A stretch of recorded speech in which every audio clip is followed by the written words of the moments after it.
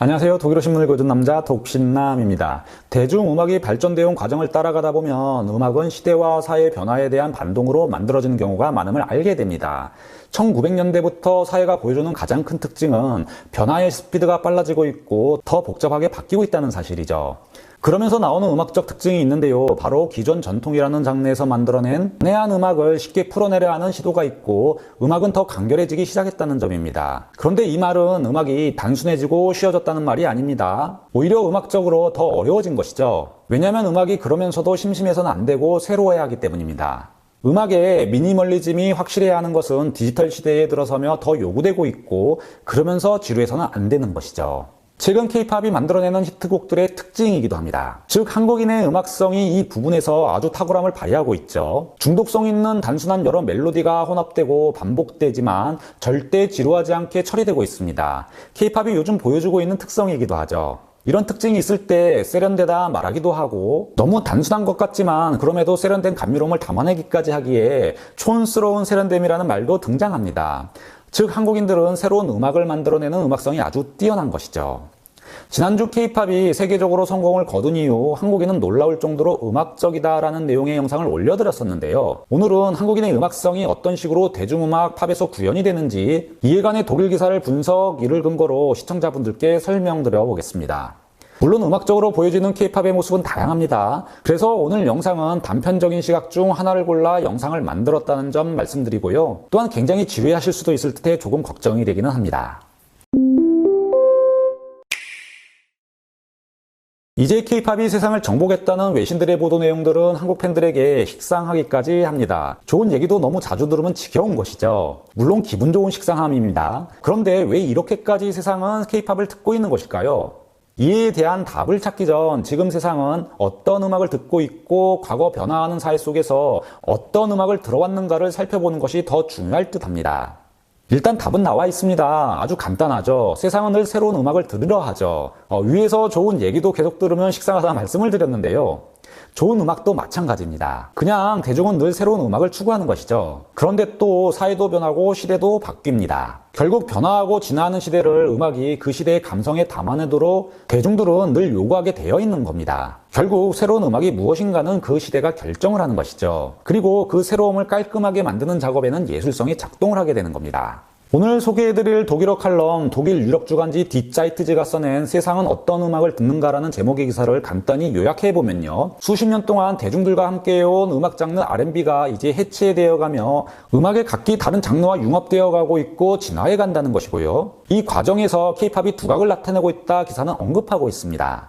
음악을 해체시키고 다른 장르에 녹여내는 기술이 뛰어나다 보니 때론 혼란스럽지만 K-팝을 현대적이라고 느끼게 되는 이유가 있는 것이죠. 이런 K-팝에 대한 인상은 이미 다른 매체에서도 거론되고 있습니다. 독일 유력 대중매체 무직 익스프레스는 왜 K-팝이 보다 완벽한 팝인가라는 제목의 칼럼에서 K-팝은 아주 혼란스러운 멜로디 변화, 비트의 전환 등 처음 들을 때는 혼동스럽지만 이를 듣고 나면 다른 나라의 팝 음악이 지루하게 느껴지게 된다고 설명하고도 있습니다. 그리고 딥자이트즈는 칼럼에서 세상은 지금 무엇을 듣는가 R&B를 듣는다고까지 간단히 대답을 내놓고 있습니다. 물론 기사가 이렇게 간단히 얘기를 하고 있지는 않습니다. 이를 주장하기 위해 장황한 설명으로 풀어내고 있죠. 제가 이를 그냥 심플하게 표현한 것이고요. 그리고 K-팝을 듣고 있다고 방탄소년단을 예로 들어 설명을 하고 있습니다. 또한 세상은 디지털 시대로 변화하고 있다는 정황도 전하고 있습니다. 그런데 이 디지털 시대에 가벼울 수밖에 없는 음악의 R&B라는 장르가 자신을 해체하며 음악성을 현대 대중음악에 불어넣고 있다는 것이죠. 오늘 영상은 약간 지루할 수 있습니다. 왜냐하면 R&B, 락앤롤 등 음악의 역사를 짚어봐야 하고요. 지금까지 시대에 맞춰 음악이 어떻게 변해왔는지를 이해해야 K-팝의 성공 원인을 더 잘 납득할 수 있기 때문입니다. 대중음악에 팝이라는 이름이 붙기 시작한 것은 1920년대였습니다. 당시 음악 뮤직이라는 단어가 있을 뿐이었죠. 그런데 시대가 바뀌고 사람들의 듣는 귀가 달라지자 대중성 있는 인기 있을 듯한 음악, 이런 구분이 필요했고 그래서 붙여진 이름이 바로 팝입니다.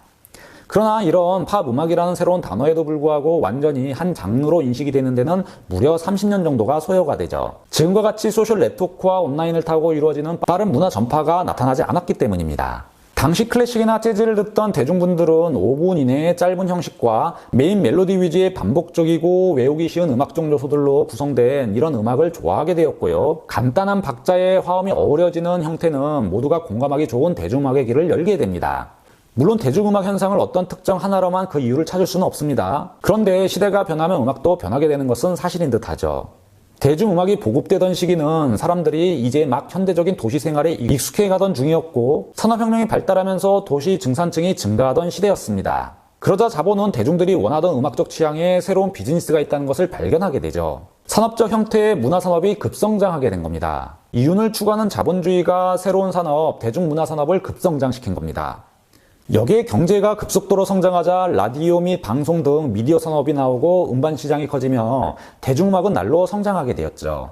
이런 혜택을 보며 성장한 장르가 바로 록앤롤입니다. 1940년대부터 50년대 사이 미국을 중심으로 발전하게 되죠. 그런데 사실 록앤롤이라는 뿌리는 애매하죠. 정확히 말할 수 없지만 아프리카 출신 미국인들의 브루스와 재즈 그리고 컨트리 음악 등이 퓨전되어 나온 음악의 형태죠. 현재 K-팝이 여러 분야를 믹스시키는 이런 흐름은 사실 지금에만 나타나는 현상이 아닙니다. 당시도 여러 음악들이 합쳐지며 이렇게 새로운 장르를 탄생시켰던 겁니다. 또한 록앤롤에 대한 정의가 여러 의견이 있지만 락 음악인 것은 맞고요. 그중 특히 1950년대에서 60년대에 락 음악을 로큰롤이라고 부르고 있습니다. 당시 재즈가 미국의 음악 시장을 대변하기도 했지만 이 시기 빨라진 도시생활과 산업화로 사람들의 마음에는 예전 같은 여유가 없어졌죠. 그 결과 많은 재즈 아티스트들은 기존 뮤지션과 당연 차별점을 두고 발전해가려 했지만 재즈는 대중들에게 더 어려지기 시작했고 멀어져 갔습니다. 이제 전통적인 재즈는 예전보다 바삐 살아갔던 당시 사람들에게 정말로 어려웠던 것이죠. 간결하고 쉽지만 음악성도 담보된 새로운 뭔가가 필요했습니다. 이 빈자리를 바로 록앤롤이 채워준 겁니다. 팝이라는 음악이 나온 것도 변화된 사회의 음악을 즐기고자 했던 대중들이 택한 방식 중 하나였고 재즈에서 록앤롤로 대중들이 방향을 튼 것도 빠르게 변해가는 사회에서 나오는 음악적 충동 중 하나였습니다. 록앤롤이 발전되기 시작한 시기는 1950년대지만 유명해진 것은 1960년대 들어서죠. 록앤롤 가수 척 베리는 팝 시장을 리드하며 록앤롤의 부흥기를 알리기 시작합니다. 그리고 여기서 자본은 또 새로운 스타일을 찾아 나섭니다. 흑인의 소울을 담은 백인의 소리를 찾았던 것이죠. 바로 이렇게 엘비스 프레슬리 같은 가수가 나오게 되는 겁니다. 블루스는 흑인들이 주로 들었었고 컨트리 음악은 수많은 변천을 거쳤지만 미국 지방 농촌에 있던 백인들이 주로 들었었죠. 록앤롤 음악은 당시 이런 컨트리 음악과 합쳐져 흑인의 소울이 담긴 이런 음악을 백인 가수가 부르며 미국 사회를 완전히 뒤흔들어 놓게 됩니다. 대중들은 계속해서 다른 종류의 음악을 이렇게 요구해왔던 겁니다. 작지만 대중음악의 여러 요소들이 분해되고 융합되는 과정을 이미 이렇게 보여주고 있었던 것이죠. 이 록앤롤에서 또 하나의 새로운 장르가 변형이 되죠. 바로 락입니다. 사실 이 락이라는 장르도 명료하게 정의하기는 힘들지만 세계 젊은이들에게 다가갔던 이유는 전기 기타 사운드를 중심으로 하는 음악이 보컬과 베이스 기타 그리고 드럼으로 구성해서 젊은이들에게 파격적인 세상을 보여주었기 때문입니다. 강렬한 기타 소리는 젊음을 상징하기도 했고 기성세대에 대한 도전과 시대에 대한 비판을 담기도 하며 수십 년을 호령했던 것이 바로 이 락 음악입니다. 이에 반해 사회적 비판을 담아야 하는 음악에 록앤롤은 너무 부드러웠던 것이죠. 당시 기성문화에 정하던 분위기가 사회를 지배했었기에 강렬한 사운드가 필요했던 것인데 락이 이를 대중들에게 던져준 겁니다. 그런데 보시면 이렇게 사회가 변함에 따라 전에 있던 장르에서 합쳐지고 발전되는 과정을 계속 거치며 새로운 장르는 끊임없이 탄생해 왔습니다. 그리고 시대의 요구를 늘 담아왔죠. 사회가 바뀌면 그 반동으로 이렇게 새로운 음악이 만들어졌습니다. 이게 음악인 거죠. 독일 유력 주간지 디 자이트제가 세상은 어떤 음악을 듣는가라는 제목의 칼럼을 2019년에 썼었던 적이 있었습니다. 오늘 일부러 코로나 전 작성된 기사를 가지고 왔습니다. 오늘 영상의 주제에는 음악산업의 디지털화가 가장 중요한 키포인트이기 때문인데요. 코로나로 인해 비대면 사업이 크게 성장하고 디지털 비즈니스가 확장되었기 때문이죠. 그래서 코로나 전부터 변해가는 음악시장과 전체적인 트렌드를 보려면 2018년, 2019년 음악시장 당시의 통계가 더 의미가 있을 듯 합니다. 매체는 칼럼 서두에서 K-팝은 두각을 나타내고 있고 독일의 아티스트들은 이제 전략을 해야 하며 음악산업은 아주 흥미로운 그림을 보여주고 있다고 주장하고 있습니다. 이에 반해 칼럼은 세계에서 가장 성공한 팝밴드는 한국에서 온 그룹으로 방탄소년단 BTS라는 이름을 가진 아이돌 그룹이라 설명하고 있습니다. BTS는 음악 판매부터 클릭수 등 음악산업 모든 상품에서 가장 큰 성공을 거두고 있으며 이제 누구도 반박할 수 없는 세계적인 글로벌 톱스타라고 소개하고 있습니다. 그런데 기사가 지금 방탄소년단을 단지 소개하고 있지만 방탄소년단을 기사에서 호평하기 위해 언급하고 있는 것이 아닙니다. 매체는 세상이 어떤 음악을 듣고 있는가에 중점을 두고 있는 것이죠. 바로 매체는 지금 시대 사람들은 K-팝을 듣고 있다 설명을 하고 있는 겁니다. 칼럼은 2018년 탑 10에 오른 아티스트들을 소개하고 있는데요. 이들 중 라틴계 음악을 만든 루이스 폰시, 쿠바 출신 카밀라 카베오가 두각을 나타나고 있다고 설명하고 있습니다. 늘 그렇듯 대중들은 라틴 음악을 좋아한다는 것이죠. 그런데 이들의 음악도 순수 전통 라틴 음악이 아닙니다. 이미 많은 경계를 허물고 있다는 느낌이죠. 그리고 R&B의 음악적 요소는 라틴 음악에서도 감지가 되고 있습니다. 또한 매체는 남성 백인 중 앨범으로 유일하게 주목할 만한 상업적 성공을 거둔 아티스트는 에드 시런밖에 없다고 밝히고도 있습니다. 그런데 매체는 에드 시런은 자신의 음악을 BTS에 반도 팔지 못했다고 전하고도 있는데요. 위로가 될 만한 것은 에드 시런은 송라이터로서 함께 BTS 프로젝트에 참여할 수 있었고요. 할시도 방탄소년단과 함께 콜라보레이션을 할 수 있었다고 밝히고도 있습니다. 참고로 에드 시런은 정말 뛰어난 아티스트죠. 방탄소년단은 이미 에드 시런과 상당히 많은 협업을 해왔습니다. 히트곡 버터에서도 참여했었고요. 이번에는 퍼미션 투 댄스도 함께 하고 있죠. 정말 대단한 재능이 있는 미국의 남성 가수입니다. 그런데 이런 뛰어난 재능을 가진 가수가 있어도 세상은 지금 BTS를 듣는다. 그리고 이렇게 뛰어난 서양의 아티스트들이 K-팝과 함께하고 있다고 칼럼은 주장을 하고 있는 겁니다. 칼럼은 그러면서 현재 힙합도 주목해 볼 만하지만 여전히 다양한 버전의 R&B가 음악 시장을 주도하고 있고 세계 대중들은 이런 R&B를 듣고 있다고 말하고 있습니다. 이런 샘플은 쉽게 찾아볼 수 있다고 전하고 있는데요. 드레이크에서부터 미국에서 강렬한 음악을 보이고 있는 힙합, 락, 컨트리, R&B를 다루는 포스트 말론이 있다고 칼럼은 전합니다. 칼럼은 특히 그의 음악은 익스트림한 전자음으로 구성된 컨트리 팝, 그런지 폴크, R&B 스타일을 보여주고 있다고 밝히고도 있습니다. 그리고 또 세상은 아시아와 서양의 문화를 연결한 R&B를 듣고 있으며 이를 방탄소년단이 창조해내고 있다고 설명하고 있습니다. 그럼 왜 세상은 방탄소년단의 음악과 K-팝을 들을까요? 칼럼의 내용만 참고를 해 답을 찾아보면 일단 힙합과 R&B를 K-팝이 기가 막히고 깔끔하게 만들어내고 있기 때문입니다. 그런데 많은 분들이 한국에서는 R&B 음악이 그리 인기가 있었나 신통치 못하다고 생각할 수도 있는데요. 한국의 R&B를 대표하는 가수 김한조 씨나 양파, 에코 같은 뛰어난 R&B 가수들이 있지만 예전처럼 주목을 받고 있지는 못하죠. 아마 트로트 가수들보다 못한 대우를 받고 있는지도 모릅니다. 한국 대중은 한때 흑인들의 소울이 있는 음악을 좋아했었는데요. 이제 사회가 디지털화로 가속되면서 지루해하는 현상도 나오고 있습니다. 이런 소울이 먹히던 시대의 전성기는 바로 휘트니 스톤이 나오던 시대입니다. 이들의 뛰어난 근육에서 나오는 소리는 쉽고 편리한 디지털 매체 같은 방식으로 음악을 느낄 수가 없죠. 집에서 뛰어난 스피커와 성능 좋은 앰플리파이어가 늘 부러웠던 시대가 바로 이런 아티스트들이 있던 시대입니다. 특히 락 음악에 경도된 세대일수록 우린 음악을 진정으로 느끼게 해주는 이런 장비에 매달려 있었죠.